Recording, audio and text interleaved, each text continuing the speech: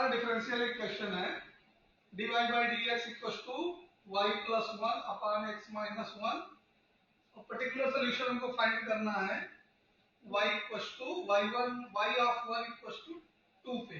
Means x की value 1 put करेंगे तो y की वैल्यू कितनी आएगी, 2 आएगी। ठीक है, सेपरेबल वेरिएबल का डिफरेंशियल इक्वेशन है। तो ये हो जाएगा y plus 1 equal to dx upon x minus 1। Alright, और जब हम इसको इंटीग्रेट करेंगे हाँ log y plus 1 equal to log x minus 1 और प्लस log c ले लेते हैं हम कांस्टेंट ऑफ इंटीग्रेशन। तो ये हमारा हो जाएगा y plus 1 equal to x minus 1 into c। ठीक है, तो x की वैल्यू क्या पुट कर रहे हैं हम लोग, 1 पुट कर रहे हैं। तो ये 1 पे क्या हो जा रहा है, 0 हो जा रहा है। c की वैल्यू 0 हो जाएगी तो नॉट डिफाइन आता है। तो मैंने इसको फिर x माइनस 1 को मैं डिनोमिनेटर में ले गई तो वो समथिंग अपॉन 0 फॉर्म आ रहा है, और जब c समथिंग अपॉन 0 फॉर्म में आएगा तो इंफिनिटी होगा। एक सेकंड हम सॉल्यूशन देख के डिस्कस करेंगे थोड़ा सा, फ्यू सेकंड वेट।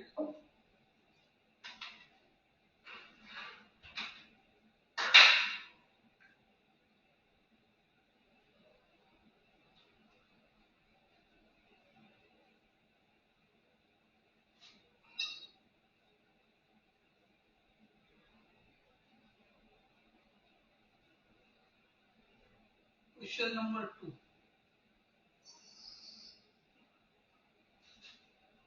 यहां पे जो लिया है ये कांस्टेंट c ही है ना बच्चे।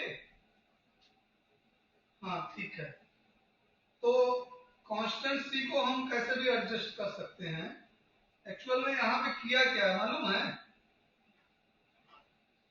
ये तो ठीक है, हम इसको आप जो बोल रहे हैं सही है बात, लेकिन यहाँ पे ध्यान दो थोड़ा सा कि y minus y plus 1 equal to x minus 1 into C. तो जब यहाँ पे आप x इक्वल टू 1 पुट करते हैं तो y इक्वल टू 2 पुट करते हैं तो c तो आ ही नहीं रहा है ना, c की वैल्यू यहाँ पे 0 इंटू सी हो जाएगी। ठीक है, c तो यहाँ से आपको मिलेगा नहीं, पहला पॉइंट।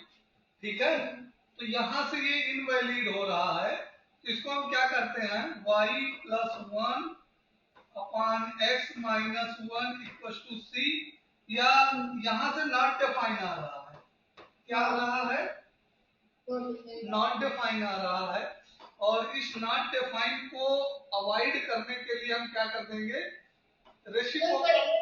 नॉट डिफाइंड है तो इज इट टेक्निकली इंफिनिटी। हाँ, टेक्निकली c की वैल्यू इंफिनिटी होगी, तो फंक्शन कोई तो इंफिनिटी होगा नहीं। ठीक है, ऑप्शन भी इंफिनिटी है तो गलत थोड़ी ना कर सकते जब सही आ रहा है। नहीं बेटा देखो इसमें क्या है, ये कांस्टेंट ही तो है, कांस्टेंट को हम अमेंडमेंट कर सकते हैं इसमें से। तो कांस्टेंट में क्या करेंगे हम, x minus 1 upon y plus 1 को 1 बाई सी ले लेंगे। क्या ले लेंगे, और फर्दर 1 बाई सी को हम क्या ले लेंगे, सी डैश ले लेंगे। क्या करेंगे, तो ये हमारा नया कांस्टेंट जो आ जाएगा ये इधर मल्टीप्लाई हो जाएगा। एक्चुअली ऐसे बोलो तो कि y plus 1 into c dash equal to x minus 1। ठीक है, ऐसे हो सकता है। तो c की वैल्यू हमारी जो आ जाएगी x minus 1 upon y plus 1 आ जाएगी, y प्लस और ये 0/2 हो जाएगा। ठीक है, तो यहां से हमें वैसे नॉट डिफाइंड तो हम वैल्यू ले ही नहीं सकते ना किसी की। इनफाइनाइट सॉल्यूशन का मतलब मालूम है क्या है? क्वेश्चन में जो हमसे पूछा है वो पूछा है कि नंबर ऑफ द सॉल्यूशन। तो इनफाइनाइट सॉल्यूशन की मीनिंग आप समझिए कि सी का कोई फिक्स वैल्यू ना आए। ठीक है, सी एक वेरिएबल रहे, सी की डिफरेंट डिफरेंट वैल्यू आए। ठीक है, तब वहां पे, बल्कि यहाँ पे जो हम इसको अमेंडमेंट करके कर रहे हैं, इसमें थोड़ा सा सुधार करके कर रहे हैं, तो सी डैश की वैल्यू क्या आ जा रही है? 0 आ जा रही है। ठीक है, तो यहाँ पे एक्चुअल में क्वेश्चन हमारा, ये फंक्शन जो हमारा बन जाएगा, जिस सी डैश की वैल्यू पुट कर देंगे 0 यहाँ पे, तो 0 इक्वल टू एक्स माइनस 1। ये एक ही सोल्यूशन तो हुआ, एक्स इक्वल टू 1। ठीक है, तो ये आपका क्वेश्चन गलत था, बाकी आज के सारे क्वेश्चन आपके सही थे। सर भाई एक क्या आधा नाम भी नहीं कटा? हाँ बेटा, नहीं आधा नाम भी नहीं कटा है। नहीं बेटे, थोड़ा सा करने के चांस थे, लेकिन उसको हमने डिड्यूस नहीं किया। एक्चुअल में हमने सोल्यूशन में एक जगह मॉड नहीं लगाया है, लॉग के सोल्यूशन में एक या दो जगह पे कहीं पे मॉड नहीं लगाया, तो हमने सोचा था कि चलो नॉट इशू को हम बता देंगे कि जब भी सोल्यूशन लॉगरिथमिक आएगा हमें मॉडुलस इंपॉर्टेंट होगा। ठीक है, तो उसके हमने डिड्यूस नहीं किए, बट आपको ये रिमेंबर रखना होगा, लॉगरिथमिक सॉल्यूशन जब भी आएगा क्या करेंगे आप? मॉडुलस का यूज जरूर करेंगे। ठीक है, बाकी आपका सही था। तो हम अब वेक्टर पे चलें। हाँ सर, हम कल मॉर्निंग में भी क्लास कर सकते हैं क्या ऐसा? कर सकते हैं हम, लेकिन 12 के बाद। सर 12:30 अगर आप फ्री हो तो एक बार 12:30 क्लास कर सकते हैं, कल हम वेक्टर्स पढ़ा देना एक्स्ट्रा। वेक्टर ही करना है? हाँ सर, कंटिन्यू करेंगे। क्यों, शाम को नहीं रहोगे आप? क्या सर? शाम को नहीं रहोगे क्या? सर शाम को भी रहेंगे, दोनों टाइम रख लेना। अच्छा अच्छा अच्छा, जल्दी खत्म करना चाह रहे हो तो ठीक है, कोई बात नहीं, हम देखते हैं, कर लेंगे। ठीक है, तो 12:30 के आसपास हम कर लेंगे। ठीक है, नॉट इशू। तो यहाँ पे वेक्टर में हमने लास्ट क्लास में डिस्कस किया था यूनिट वेक्टर को, और यूनिट वेक्टर को हमने क्या बताया था? ए कैप से डिनोट करते हैं और इसकी वैल्यू क्या आती है? मॉड 1 आती है। ठीक है, तो और मॉडुलस को हमने क्या बताया था? उनके स्केलर कंपोजिशन वेक्टर आर को लिखा था आई एक्स आई प्लस वाई जे प्लस जेड के। ठीक है, तो अब यहां से देखो, एक कैप जो होता है, कोई भी यूनिट वेक्टर जो होता है हमारा, हमने ये भी बताया था आई कैप जो है, जे कैप जो है, ये सब क्या है? यूनिट वेक्टर है। इन सबका मॉडुलस 1 होता है। साथ में ये भी बताया था आई परपेंडिकुलर जे परपेंडिकुलर के, क्योंकि ये एक्स वाई जेड एक्सिस के अलांग रहते हैं। ठीक है, कौन से एक्सिस के अलांग होते हैं? एक्स वाई जेड एक्सिस के अलांग होते हैं। एक्स के अलांग आई कैप, वाई के अलांग जे कैप और जेड के अलांग के कैप, जो कि म्यूचुअल परपेंडिकुलर एक्सिस है। इस सिस्टम को हम आर्थो सिस्टम कहते हैं। ठीक है, तो ये आप आर्थो वर्ड परपेंडिकुलर के लिए यूज किया जाता है। ठीक है, 90 डिग्री के लिए तो आर्थो सिस्टम भी कहते हैं। यहां से अगर हम डिस्कशन हमने किया था, तो मॉड आर की वैल्यू हमने क्या बताई थी? X square plus y square plus z square root के अंदर। ठीक है, तो ये मॉडुलस वैल्यू है। अगर हम वेक्टर आर को उसी के मॉडुलस से डिवाइड करते हैं और उसके बाद वापस मॉड लेते हैं, तो ये 1 ही आएगा, क्योंकि ये हमारा हो जाएगा वेक्टर आर का modulus upon vector r mod. ठीक है, mod r already positive number है, तो ये 1 आ जाएगा। ठीक है, तो यूनिट वेक्टर जो हमारा आर कैप होगा वो क्या है, vector r upon mod vector r. ठीक है, तो कोई भी वेक्टर अगर हम यूनिट वेक्टर को ए कैप से लिखते हैं, किसी भी वेक्टर का वेक्टर, कोई भी वेक्टर जनरल वेक्टर ए है और इसका यूनिट वेक्टर निकालना है, तो हम क्या करेंगे, unit vector equal to vector A upon mod of vector a लिखेंगे। तो यूनिट वेक्टर की डेफिनेशन क्या है, a vector divided by itself its mod.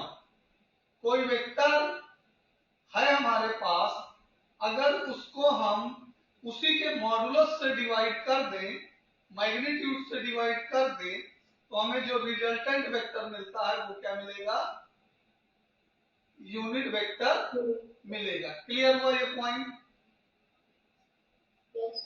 ये पॉइंट क्लियर है? तो यहां से यूनिट वेक्टर और यूनिट वेक्टर की जो मैग्नीट्यूड होती है वो बन गया। तो बेसिक डेफिनेशन है, a vector whose magnitude is 1 is known as unit vector. दूसरी डेफिनेशन क्या है, a vector if a vector divide its self with its modulus और magnitude then we get unit vector. ठीक है, जो कि यहाँ पे फार्मूला लिखा है, यूनिट वेक्टर का फार्मूला क्या है, A cap equals to vector A upon modulus A. ठीक है, यहां तक पॉइंट क्लियर हुआ?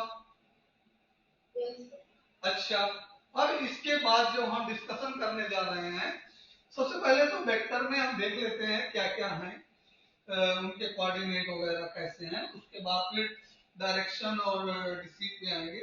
एक्सरसाइज में आ जाते हैं, एग्जांपल तो हम लगभग कर लिए थे, एक्सरसाइज में देखते हैं हम पहले। ठीक है, पहली एक्सरसाइज जो हमारी है वो जनरल जो अब तक हम पढ़ चुके हैं उसी पर रिलेटेड है। पहला क्वेश्चन ही है कि 40 किलोमीटर डिस्प्लेसमेंट रिप्रेजेंट करना है, किस डायरेक्शन में, 30 degree east of north. North east of north मतलब नॉर्थ से ईस्ट की तरफ। ठीक है, तो पहले 40 किलोमीटर मैग्नीट्यूड है, 40 किलोमीटर क्या है, मैग्नीट्यूड है। ठीक है, तो इसको हम स्केल लेट करते हैं, स्केल क्या लेट करेंगे, और देखिए जब भी हम ग्राफिकल रिप्रेजेंटेशन करें तो अच्छे से पेंसिल और रूलर का यूज करके, स्केल का यूज करके neat and clean diagram draw करना चाहिए हमको। ठीक है, तो हम कोऑर्डिनेट प्लेन बना देते हैं, मतलब कि डायरेक्शन प्लेन, ये ईस्ट है और ये नॉर्थ है। तो ईस्ट ऑफ नॉर्थ, ईस्ट से नॉर्थ की ओर, आंसर शीट में देखो यहां का एंगल लिया है या यहां का एंगल लिया है, रेड वाला लिया है कि ब्लैक वाला लिया, आई होप दैट ब्लैक वाला लेना चाहिए उसको, ब्लैक वाला, हाँ ब्लैक वाला ही लिया, आंसर शीट में आप देख सकते हैं। 30 degree north of east, east of north मतलब नॉर्थ से ईस्ट की ओर जा रहा है, ईस्ट ऑफ नॉर्थ मतलब कि नॉर्थ से ईस्ट की ओर गया है, कितना, 30 डिग्री। और हम स्केल लेट करते हैं 10 kilometre equal to 10 kilometre equal to 1 centimetre. तो 40 किलोमीटर इक्वल टू कितना हो जाएगा, 4 सेंटीमीटर।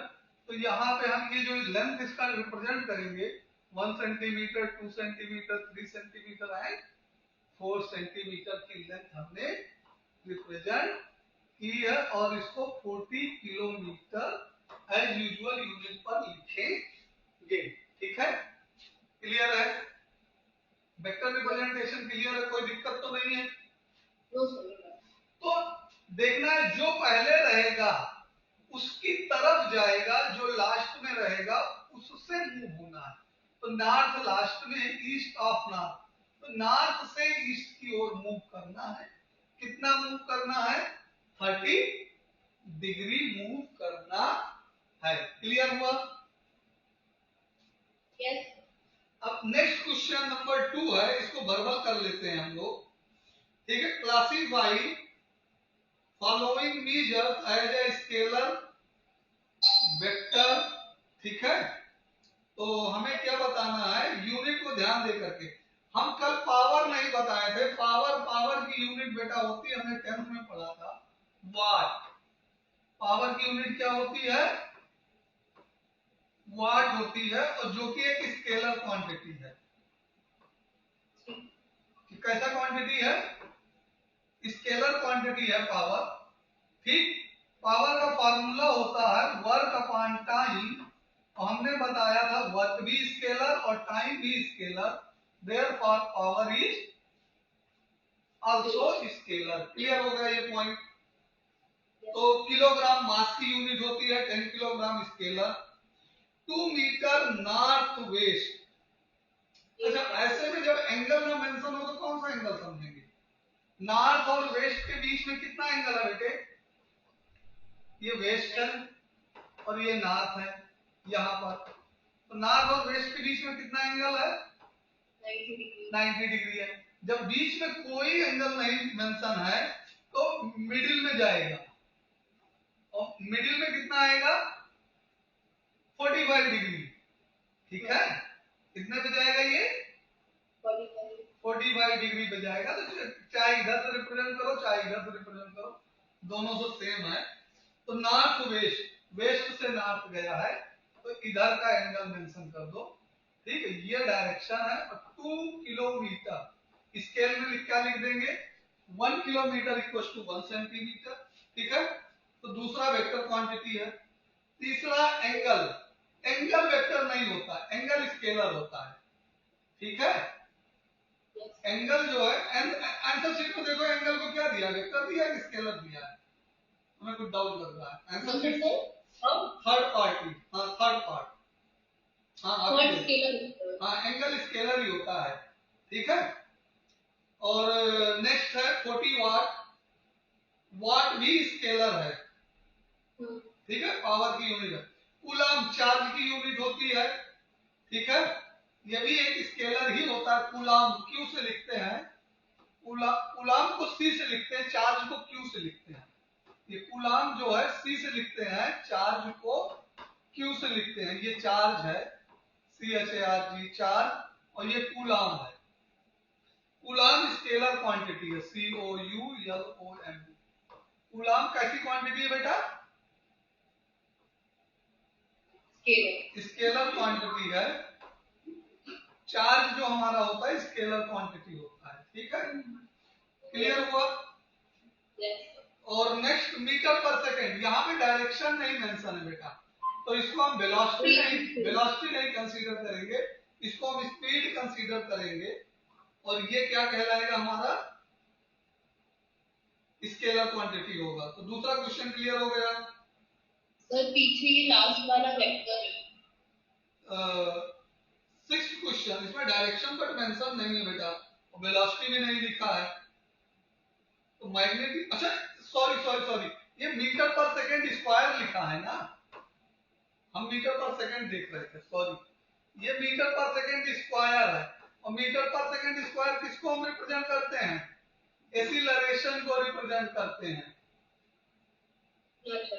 थोड़ा कुछ क्वांटिटीज का नॉलेज हमको रखना पड़ेगा जो कि फिजिक्स में आती है, ठीक है बेटे। yes. तो बेसिकली 10 तक की अगर क्वांटिटी हमको रिमेंबर है तो हमारा काम चल जाएगा, ठीक है। आप साइंस बैकग्राउंड से नहीं है, कॉमर्स से है, तो इसलिए आपका कोई थोड़ा सा प्रॉब्लम आ सकता है क्वांटिटी को रिमेंबर रखने में, लेकिन 10th तक की क्वांटिटी हम वैसे एनसीईआरटी में जितनी दी है इतनी एनफ है।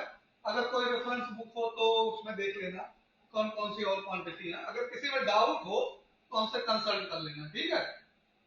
हम क्लियर करा देंगे कौन सा वेक्टर है कौन सा स्केलर। थर्ड क्वेश्चन पे आ जाते हैं हम। थर्ड क्वेश्चन में क्या क्या बताया, इसमें भी क्लासिफाई स्केलर वेक्टर ही बताना है। तो टाइम पीरियड, हमारा टाइम को हमने स्केलर बताया तो टाइम पीरियड भी स्केलर ही होगा, ठीक है। yes, sir. डिस्टेंस स्केलर होता है, डिस्प्लेसमेंट वेक्टर होता है। फोर्स वेक्टर क्वांटिटी है, वेलोसिटी वेक्टर क्वांटिटी है, और वर्क डन, वर्क डन कल के लेक्चर मैंने बताया था कैसा, आज भी अभी थोड़ी देर पहले डिस्कस कर रहा हूं मैं कि वर्क ऐसा क्वांटिटी है, स्केलर क्वांटिटी है, ठीक है।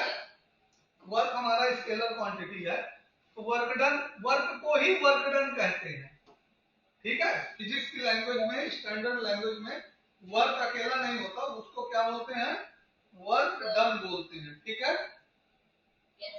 ओके, अच्छा अब यहाँ पे हम कुछ फार्मूले बताना चाहते हैं, ठीक है। तो वर्क डन से ही रिलेटेड फार्मूला है, कभी कभी क्वेश्चन पूछ लेगा, बाद में बाकी की चीज हम डिस्कस करेंगे। तो ये हमारा फोर्स है, ये हमारा फोर्स एंगल पे लग रहा है, ठीक है। यहाँ पे कोई ऑब्जेक्ट रखा है, ठीक है, और किसी एंगल थीटा पे फोर्स लग रहा है, ठीक, ये एफ है, ठीक।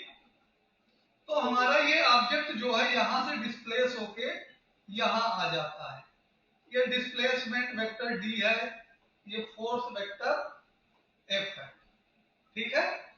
तो थीटा एंगल पे डिस्प्लेसमेंट लगता है, तो जो हमारा ये प्रोडक्ट हम फार्मूला बाद में डिस्कस करेंगे, लेकिन यहाँ पे दो तरह के फार्मूले आते हैं। वर्क डन हमें लेना है, तो work done equal to W, work done को हम डब्ल्यू से रिप्रेजेंट करेंगे, डब्ल्यू से vector F dot vector d, आगे हम इसको स्टडी करेंगे डीप में। ये जो एफ इंटू डी लिखा है, ये डॉट लगा के जो हमने लिखा है, ठीक है, ये एफ इंटू डी, ये कहलाता है डॉट प्रोडक्ट। क्या कहलाता है, डॉट प्रोडक्ट, डॉट प्रोडक्ट, क्योंकि डॉट का यूज किए हैं। और इसका आगे हम इसको डीप में स्टडी करेंगे, इसका दूसरा नाम स्केलर प्रोडक्ट भी है, स्केलर प्रोडक्ट। अभी ऐसे रफली जान लो मोमेंटरी कि इसको स्केलर प्रोडक्ट कहते हैं या फिर डॉट प्रोडक्ट कहते हैं, क्योंकि इसमें बहुत क्वेश्चन आते हैं। डॉट प्रोडक्ट, ठीक है, प्रोडक्ट का मतलब तो समझ ही रहे होगे, दो चीज का मल्टीप्लीकेशन, ठीक है। और इसमें वेक्टर में एक और आता है, एक प्रोडक्ट और आता है, उसको हम क्रॉस लगा के लिखते हैं ऐसे, तो ये वेक्टर प्रोडक्ट कहलाता है। क्या कहलाता है, वेक्टर प्रोडक्ट कहलाता है, ठीक है। अच्छा, इन दोनों में डिफरेंस क्या होता है, डॉट और क्रॉस में, या फिर इसको हम क्रॉस प्रोडक्ट कहते हैं, क्रॉस प्रोडक्ट। डिफरेंस बेटा डेफिनेशन में ही है, डेफिनेशन में पहले वाले में स्केलर वर्ड आया है और दूसरे वाले में वेक्टर वर्ड आया है, तो इसका आंसर जो आता है वो टार्क आता है। टार्क का आपको शायद ही मालूम हो, तो टार्क हम बता देंगे, किसी चीज के रोटेशन को रिप्रेजेंट करता है, ठीक है। टार्क क्या रिप्रेजेंट करता है, रोटेशन को, इसको हम टाउ बोलते हैं, क्या बोलते हैं, टाउ, और ये रिप्रेजेंट करता है TORQ, टार्क को, ठीक है। टार्क हमारा वेक्टर क्वांटिटी होता है और इसके ऊपर एरो लगा के लिखते हैं। वर्क डन हमारा स्केलर क्वांटिटी होता है। तो इनके डेफिनेशन में ही, इनके नेम में ही इनकी डेफिनेशन समझ हिडन है। स्केलर प्रोडक्ट में हमें जो रिजल्ट मिलेगा वो एक स्केलर क्वांटिटी मिलेगा, ऑलराइट। और वेक्टर प्रोडक्ट में जो हमें रिजल्ट मिलेगा वो क्या मिलेगा, वेक्टर क्वांटिटी मिलेगा। तो हम जनरली ज्यादातर वेक्टर प्रोडक्ट और स्केलर प्रोडक्ट कम यूज करते हैं, लेकिन उनकी सब्स्टिट्यूट नेम को यूज करते हैं, डॉट प्रोडक्ट और क्रॉस प्रोडक्ट, ठीक बेटे। तो डॉट प्रोडक्ट में स्केलर क्वांटिटी मिलता है और वेक्टर प्रोडक्ट में वेक्टर क्वांटिटी मिलता है, जिसको हम क्रॉस प्रोडक्ट कहते हैं। क्रॉस प्रोडक्ट में वेक्टर क्वांटिटी मिलेगा, टॉर्क QE होता है, QUE होता है, स्पेलिंग करेक्ट कर लो, ठीक है। तो यहां से हम देखिए, अब थोड़ा सा हम अगर दो वेक्टर ले लें, ठीक है, vector A and vector B, थोड़ा इसी को डिस्कस कर रहे हैं जिसको और डीप में डिस्कस कर लेते हैं। अगर दो वेक्टर थीटा एंगल पे वर्क कर रहे हैं, vector a and vector b, अभी तक ये हमने बताया, ये आपको रियलाइज करने के लिए बताया फिजिक्स की लैंग्वेज में।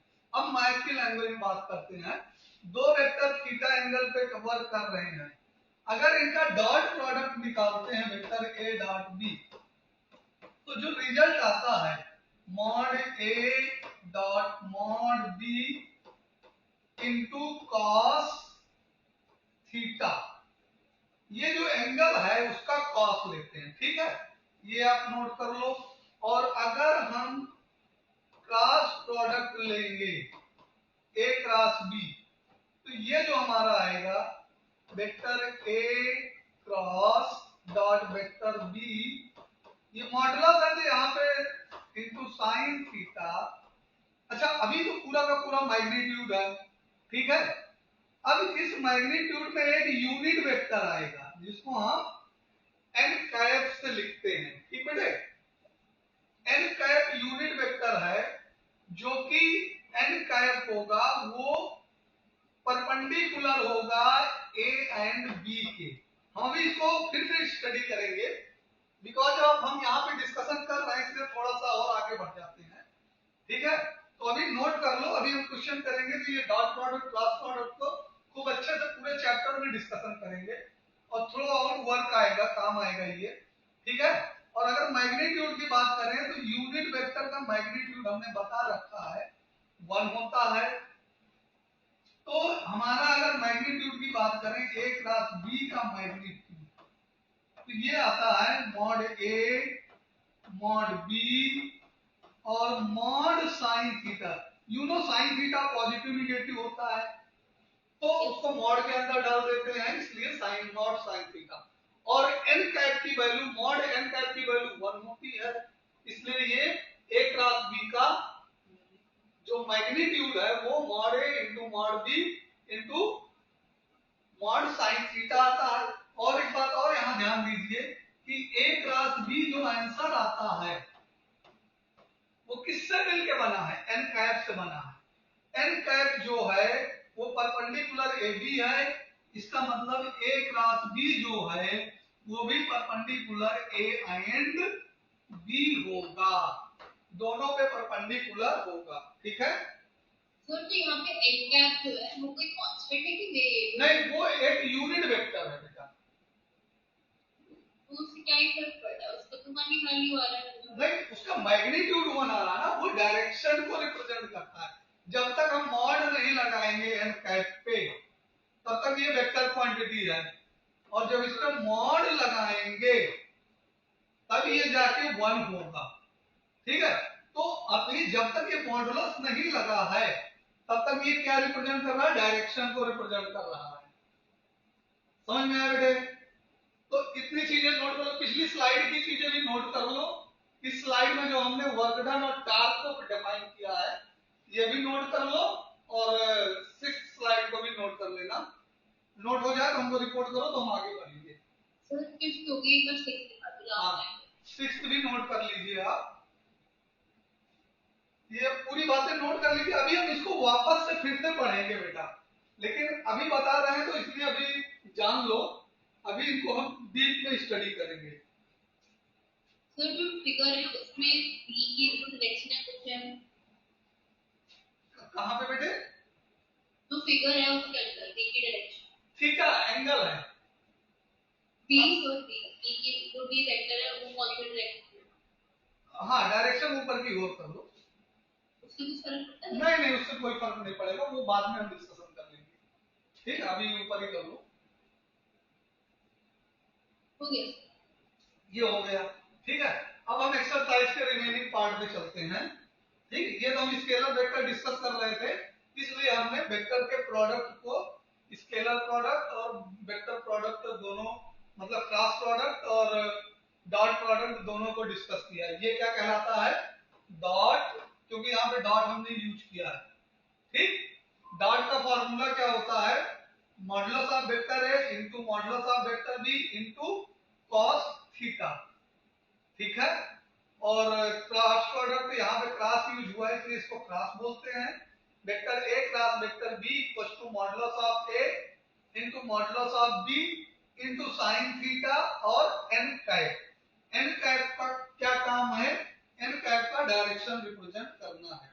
ठीक है, तो ये क्वांटिटी कैसे आती है? क्रॉस प्रोडक्ट से हमें वेक्टर क्वांटिटी मिलेगी, डॉट प्रोडक्ट से हमें स्केलर क्वांटिटी मिलेगी। ठीक है, अच्छा नेक्स्ट फोर्थ क्वेश्चन में आते हैं। बुक के फोर्थ क्वेश्चन में एक फिगर बना है, ध्यान से देखो, और उसमें 4 वेक्टर एबीसीडी बने हैं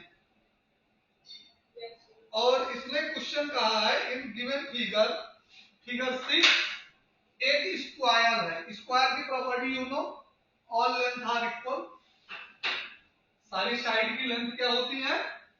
तो सारे वेक्टर का मैग्नीट्यूड तो सेम है, mod A mod B mod C mod D, सारे मॉड क्या है? सेम होंगे जो भी होगा। ठीक है, अच्छा इसमें जो नाम दिया वो बताना है। कौन सा वेक्टर को इनिशियल है? को इनिशियल के लिए हमने क्या बताया था? उनके स्टार्टिंग पॉइंट एल जो है सेम जगह पे है। ठीक है, देख के आप बताइए हमको कौन कौन से हैं को initial. Sir A and D. Very good, A and D हमारे को इनिशियल वेक्टर हैं। ठीक है, दूसरा क्वेश्चन क्या है? Equal vector.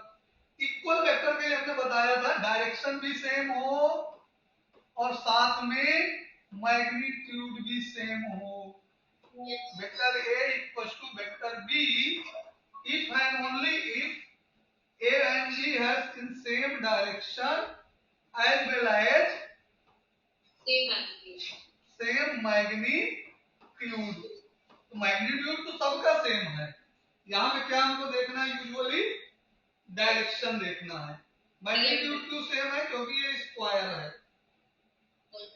ठीक है, तो कौन कौन से वेक्टर सेम है बेटे? तो b and d. B and d same है क्योंकि उनके डायरेक्शन दोनों डाउनवर्ड है। ठीक है, ए और सी क्यों नहीं इक्वल है? ऑपोजिट डायरेक्शन में। हाँ, ए और सी को कैसा नाम देंगे अगर हम देना चाहें तो? नेगेटिव। हाँ, नेगेटिव वेक्टर या एंटी पैरेलल वेक्टर भी कह सकते हैं। ठीक है, कोलिनियर बट नॉट इक्वल। हमने बताया था कोलिनियर में पैरेलल वेक्टर आते हैं और उनकी डायरेक्शन अपोजिट भी हो सकती है। एंटी पैरेलल भी आते हैं, पैरेलल भी आते हैं। ये वाला पैरेलल है और ये वाला एंटी पैरेलल है। जिसमें स्टार लगाया हूं वो एंटी पैरेलल है और जिसमें टिक मार किया वो पैरेलल है। लेकिन साथ में नॉट इक्वल बोल दिया है। कोलिनियर की बात करता तो कोलिनियर बी और डी भी हैं लेकिन वो इक्वल भी हैं। हमारे साथ क्या कंडीशन लगा दिया? Not equal. तो ए और सी कोलिनियर तो हैं लेकिन नॉट इक्वल है। क्लियर हुआ? तो तीसरे वाले में फर्स्ट का answer A and D given है। फोर्थ थर्ड का आंसर फर्स्ट का आंसर ए एंड डी। तो बी गिवन है टीचर, डी फॉर बॉय। वो इनिशियल की बात कर रहा है बेटे।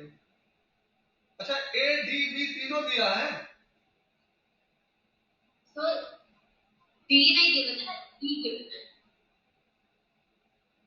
बी गिवन है, ए एंड बी गिवन है टीचर आंसर में। को इनिशियल नहीं बेटा, वो कुछ एरर होगा, हमें आंसर शीट चेक कर लेंगे एक बार।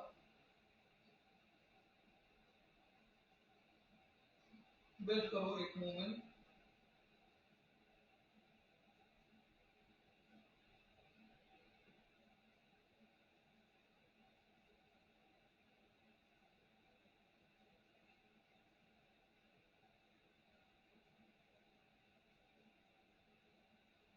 को इनिशियल ए एंड बी या को बाय मिस्टेक गिवन होगा। सॉल्यूशन देख लेता हूं मैं, वेट करो एक मिनट।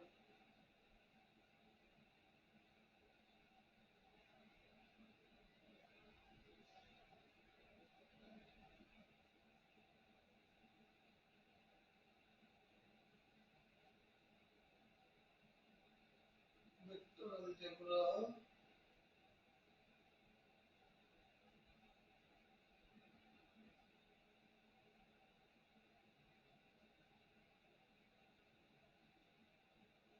हाँ वहां पे बाई मिस्टेक मिसप्रिंट है, ए एंड डी ही है, कोई इनिशियल। ठीक है, कोई इनिशियल ए एंड डी ही होगा। ठीक है, विदाउट डाउट रहिए आप। ठीक है,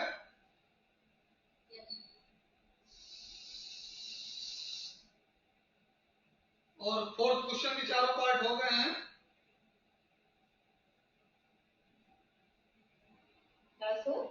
फोर्थ क्वेश्चन के ऑल पार्ट हो गए, 3 पार्ट जो थे। हाँ, कोई डाउट अभी भी? नहीं। आंसर मैच कर लिया आपने। चलिए फिफ्थ क्वेश्चन में ट्रू फॉल्स बताना है। तो फिफ्थ क्वेश्चन में vector a and minus A R collinear. देखिए वेक्टर ए ऐसे जाएगा तो माइनस ए जो है इधर को आएगा पीछे की। एक ही लाइन में दिख रहा है कि नहीं दिख रहा है? तो फर्स्ट पार्ट क्या हुआ? ट्रू हो गया। ठीक है, सेकेंड पार्ट क्या है? तो सेकंड फॉल्स है। Two vector having same magnitude are collinear. No. ठीक है, ओके। थर्ड क्या है? सर आपने थर्ड पढ़ लिया। अच्छा सामने थर्ड पढ़ लिया। Two collinear vector always equal magnitude. ये फॉल्स है, ऑलवेज नहीं होते, may be may not be. Third वाला भी फिर फॉल्स होगा। Two vectors having same magnitude are collinear. Need not. ठीक है, उनके डायरेक्शन अलग हो सकते हैं लेकिन मैग्नीट्यूड सेम हो सकते हैं। 1 2 3 सेंटीमीटर में यहाँ ले लिए, 1 2 3 सेंटीमीटर यहाँ ले लिए, डायरेक्शन दोनों के अलग अलग है, मैग्नीट्यूड सेम है।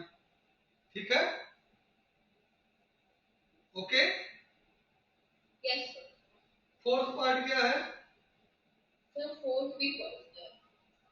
फोर्थ भी फॉल्स है। Two collinear vector having same magnitude are equal. Fourth बेटा ट्रू होगा।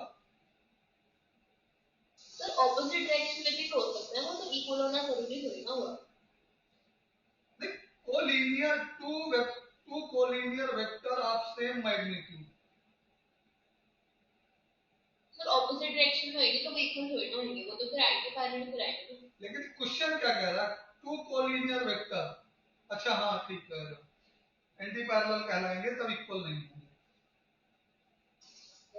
और सेम मैग्नीट्यूड। और आंसर शीट में क्या दिया है? सर फॉल्स ही गिवन है। ठीक है, चलो अब हम वेक्टर के बात करते हैं, वेक्टर के एडिशन सब्ट्रैक्शन की बात। मल्टीप्लिकेशन की बात तो हमने रफली की थी बेटे। देखो सबसे पहले तो हम अगर एक ट्राइंगल बना लें, ध्यान सुनो, ट्राइंगल तो हम नाम के लिए बना रहे हैं, और एक साइक्लिक ऑर्डर में नाम लें, वेक्टर ए, वेक्टर बी, वेक्टर सी। ठीक है, तो यहाँ पे जो साइक्लिक प्रॉपर्टी होती है वेक्टर की, वो ये होती है कि सारे वेक्टर का सम 0 होता है। ये आप नोट कर लीजिए। पहला, सबसे पहले कुछ भी बताने के पहले हम सबसे पहले इसी को डिस्कस कर रहे हैं। ठीक है, in general in any polygon if vector are represented in cyclic manner then sum of all vector is equal to 0। ठीक है, यस सर। अच्छा अब यही से हम थोड़ा सा कंक्लूजन उठाते हैं। ट्राइंगल का ही पहले 2 वेक्टर ऐड करेंगे, फिर उससे ज्यादा वेक्टर ऐड करेंगे। तो सबसे पहले वेक्टर ए। ठीक, ये वेक्टर ए का हेड टेल पॉइंट है और ये हेड पॉइंट है। क्लियर है? वेक्टर बी जो है, हम पहले वेक्टर के हेड से स्टार्ट करेंगे, मतलब वेक्टर बी का जो टर्मिनल पॉइंट है वो कहां पे होगा? At the initial point of. हाँ, वेक्टर ए के टर्मिनल पॉइंट पे वेक्टर बी का इनिशियल पॉइंट। ठीक है, और फिर हम वेक्टर ए से ज्वाइन कर देंगे।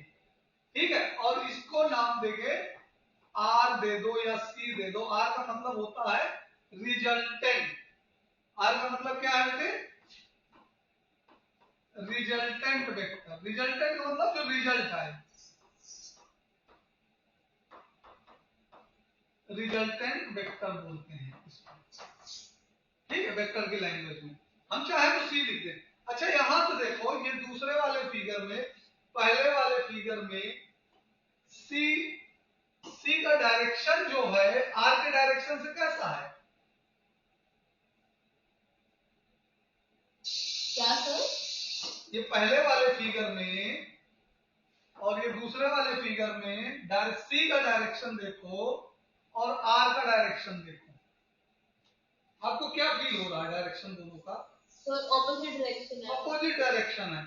अच्छा अगर हम सी का डायरेक्शन इधर को कर दें, हम फॉर्म में ब्लैक से जो रिप्रेजेंट किए हैं, तो क्या हम इसको लिख सकते हैं A plus B plus minus C equal to 0? अगर डायरेक्शन बदल रहे सी का, यस सर। लिख सकते हैं। इसका मतलब क्या हुआ बेटे? A plus B equal to vector C. तो यहां से जो हम कंक्लूड कर पा रहे हैं, यहां से आर तो लिख पाएंगे हम। आर इक्वल टू क्या लिख पाएंगे बेटा? A plus b. तो वेक्टर का जो सम है, ट्राइंगल रूल ये कहलाता है vector sum, sum triangle rule of vector sum. क्या कहेंगे इसको? Triangle rule of sum of vector। triangle rule of vector sum। triangle rule of TRING। triangle rule of sum of vector, of vector sum, of vector sum। तो vector को सम करने के लिए कौन सा रूल यूज किए हैं? Triangle rule. इसमें क्या है, दो वेक्टर होते हैं, वो किसी भी एंगल पे कनेक्टेड होंगे, ठीक है। और इसका जो मेन लॉजिक है वो क्या है कि फर्स्ट वेक्टर को तो हम कैसे भी ड्रा कर लें, सेकंड वेक्टर जो होगा, first vector means vector A, vector A को हम चाहे जैसे ड्रा कर लें, सेकंड वेक्टर जो होगा वो वेक्टर बी फर्स्ट वेक्टर के टर्मिनल पॉइंट से स्टार्ट होगा।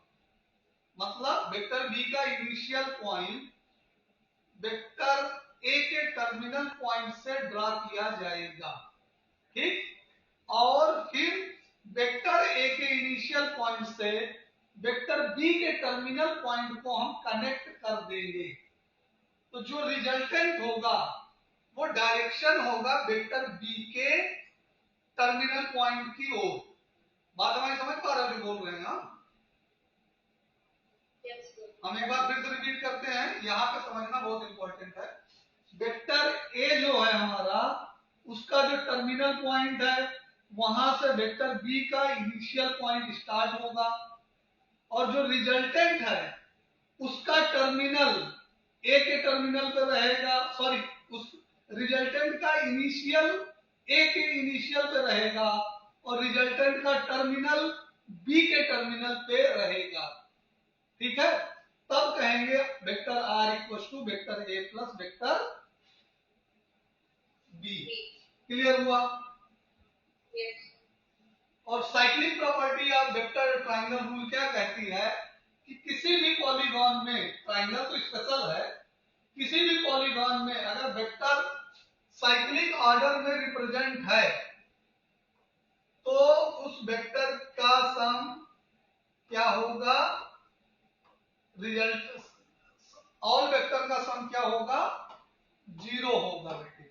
अगर यहाँ वेक्टर ए, वेक्टर बी, वेक्टर सी और वेक्टर डी एक साइक्लिक ऑर्डर में है कि नहीं? तो A plus B plus C plus D equal to क्या होगा? 0 होगा, ठीक है। तो ये किसी भी पॉलीगॉन के लिए एप्लीकेबल है साइक्लिक ऑर्डर। कंडीशन इसके साथ है कि सारे वेक्टर किस फॉर्म में होने चाहिए? साइक्लिक ऑर्डर में कनेक्टेड होने चाहिए। ठीक है। Yes. अच्छा, दूसरा है polygon rule of vector sum. मान लो हमारे पास 3 वेक्टर 4 वेक्टर गिवन है, वेक्टर ए, vector B, vector c, vector d, और इनको ऐड करना है। तो हम क्या करते हैं कि दो दो वेक्टर लेते हैं। ठीक है। क्या करेंगे, दो दो वेक्टर लेंगे, वेक्टर ए और वेक्टर बी। ओके। और ये पहला रिजल्टेंट निकालेंगे वेक्टर R1 ए प्लस बी। ठीक है। अब इसके टेल से वेक्टर सी लगा देंगे। ठीक है। और यहां से हम R2 ले लेंगे, ये R2 ले लेंगे, वेक्टर सम R2। R2 में क्या आ गया, a प्लस बी प्लस सी आ जाएगा। ठीक। और तीसरा फिर हम क्या करेंगे, थर्ड वाले को क्या करेंगे हम, फिर एक वेक्टर हमारे पास डी और है ना, उसको हम ऐसे ड्रा कर लेंगे।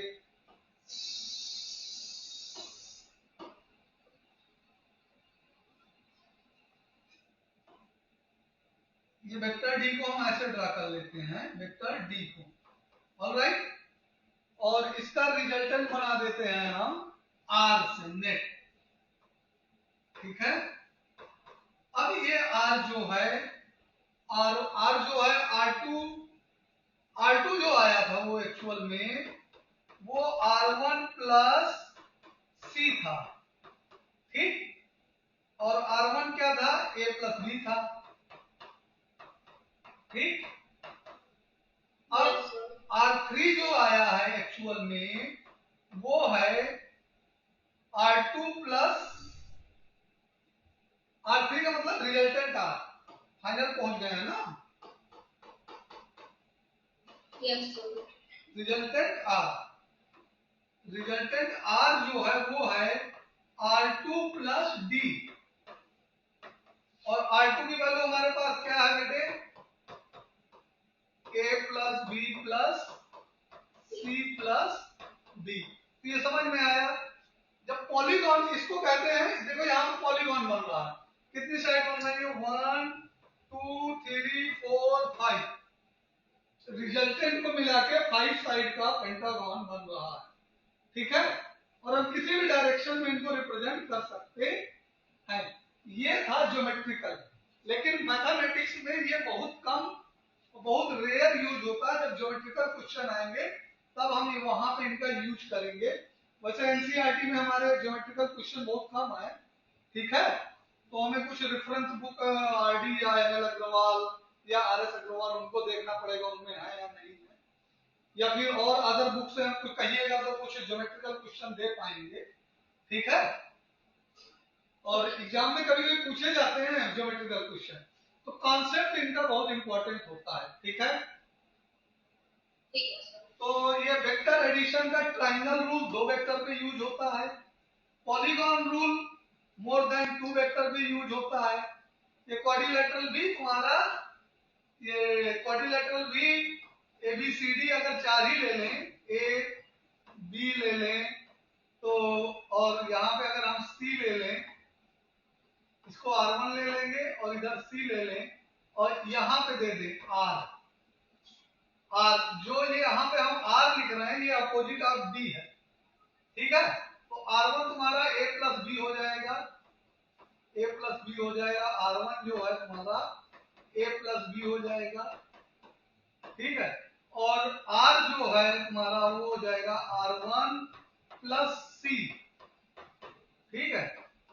R1 प्लस सी, और R1 की वैल्यू पुट कर दोगे तो R इक्वल टू क्या आ जाएगा, A प्लस बी प्लस सी आ जाएगा। लेकिन सब में एक रूल फॉलो हुआ है, कौन सा, कि किन्हीं दो वेक्टर, पहले वेक्टर के टर्मिनल पॉइंट से दूसरे वेक्टर का इनिशियल स्टार्ट हुआ है। यहां देखो ये पहले का टर्मिनल है। ठीक है। और दूसरे का बी का इनिशियल वहीं से स्टार्ट हुआ है कि नहीं हुआ, ठीक है। अब ये जो है ये R का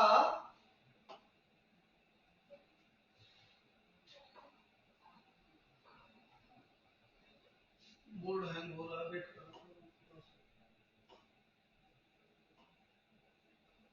यहां पे बी सी का जो इनिशियल है वो R कह लो या B कह लो, दोनों का टर्मिनल एक ही पॉइंट पर है, तो वहीं से स्टार्ट हुआ है, ठीक है।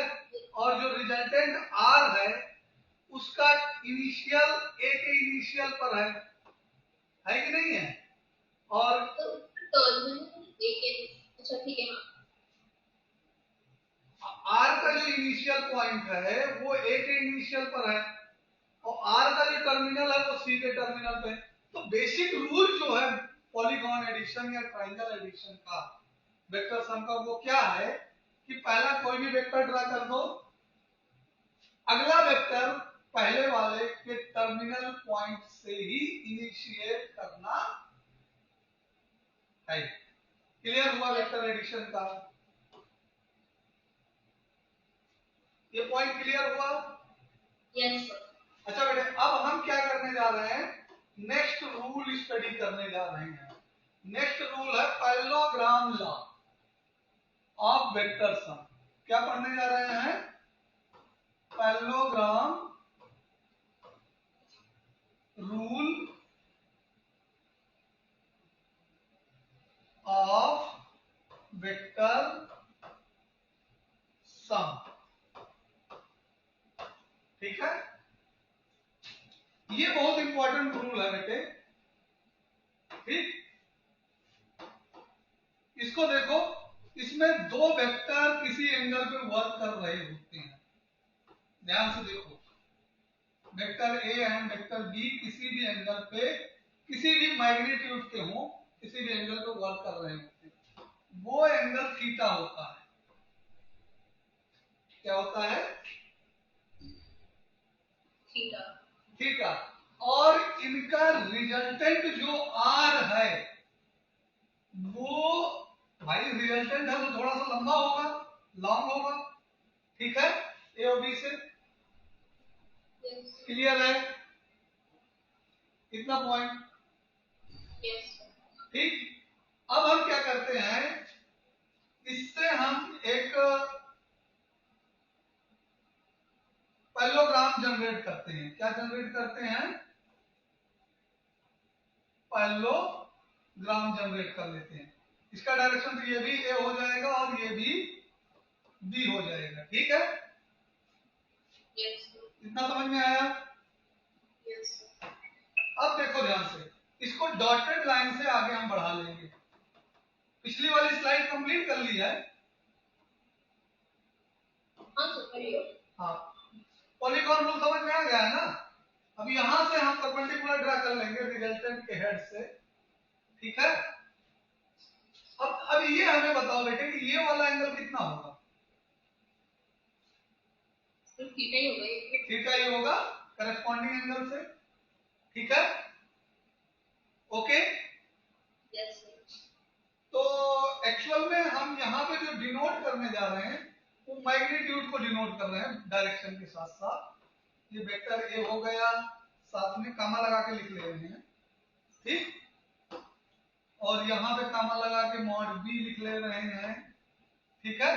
और यहाँ पे कामा लगा के एक्चुअल में तो ये आएगा जो हमारा वेक्टर ए प्लस वेक्टर बी ही आएगा वेक्टर सम में, लेकिन हम इंटरेस्टेड हैं मैग्नीट्यूड निकालने में, डायरेक्शन बाद में निकालेंगे, वेक्टर सम नहीं कर रहे हैं, यहाँ पे मैग्नीट्यूड निकालने में इंटरेस्टेड है, ठीक है। तो ये रिजल्टेंट का मैग्नीट्यूड है और यहाँ पे परपेंडिकुलर ड्रा किया है, और यहाँ पे भी हम वेक्टर बी का मैग्नीट्यूड ही ले रहे हैं, ठीक है। डायरेक्शन में कम इंटरेस्टेड है, मैग्नीट्यूड। और यहाँ पे जो एंगल बन रहा है बेटे, ये वाला एंगल, इसको हम अल्फा दे देते हैं ना। क्या दे देते हैं? ये अल्फा कहां से है? वेक्टर ए से है। वेक्टर ए से आर के डायरेक्शन में है, मतलब रिजल्टेंट का डायरेक्शन जो है वो वेक्टर ए से मेजर किया गया है, ठीक है। ये मॉड है, मॉड बी यहाँ कॉमन लगा है, ठीक है, वेक्टर बी के बगल में। आप थोड़ा डायग्राम अच्छे से। अच्छा ये बताओ हमको, ये वाली लेंथ कितनी आनी चाहिए? ये वाली लेंथ मॉड बी है, ये एंगल थीटा है, ये वाला लेंथ कितना आना चाहिए? थीटा एंगल के लिए यहां राइट एंगल है 90 डिग्री। ट्रिग्नोमेट्री का यूज करो बेटे। ये थीटा एंगल के लिए ये वाली साइड कितनी होगी? यहां वाली साइड क्या होगी थीटा एंगल के लिए?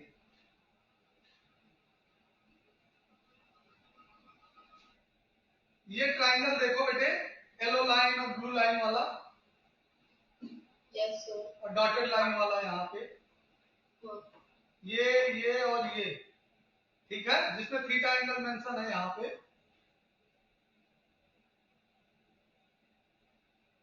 ये राइट एंगल ट्राइंगल दिख रहा है आपको यहाँ पे?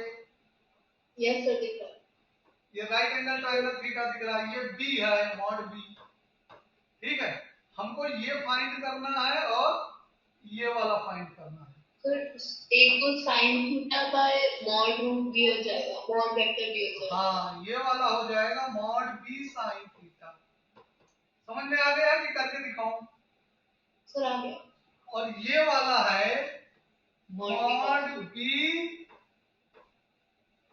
Cos theta. समझ में आ गया है ना? Yes sir. करके दिखाने की जरूरत तो नहीं है बेटा, नोट धीरे धीरे नोट भी करते रहिएगा, ठीक है। अब ध्यान से देखो, अब ये जो अल्फा एंगल बन रहा है और 90 डिग्री बन रहा है, ये फुल लेंथ कितना है बेटे? फुल लेंथ है mod A plus mod B cos theta. Full length आ गया हमारे पास। समझ में आया बेटे? Yes sir. अब ये जो अल्फा एंगल वाला राइट एंगल ट्राइंगल है, अल्फा एंगल दिख रहा है, ये एंगल, अब इस एंगल के साथ राइट एंगल ट्राइंगल कहां कंप्लीट होगा? ब्लू वाली लाइन से, जहां मॉड बी साइन थीटा है, वहां पाइथागोरस थ्योरम लगाओ बेटा। क्या लगाओ? By PGT. तो क्या मिलेगा हमको? हमको मिलेगा मॉड आर का square equal to bracket mod A plus mod B cos theta, ये हो गया बेस, इसका स्क्वायर प्लस मॉड बी और साइन थीटा